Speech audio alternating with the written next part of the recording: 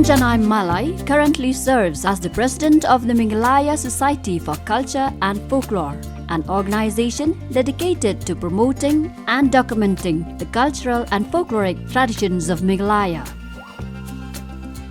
Pynjanai Mallai, son of Mrs. Biari Mallai and Mr. Kyrwoh Tamung from Diwan Riboy district, has been conferred the esteemed degree of Doctor of Philosophy, PhD in Folkloristics by Northeastern Hill University, NEHU, Shillong.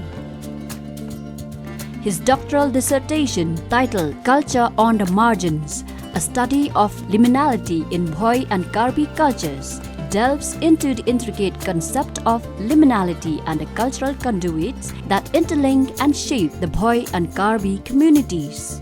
This scholarly investigation was conducted under the esteemed supervision of Professor Desmond L. Kyrwoh, Department of Cultural and Creative Studies.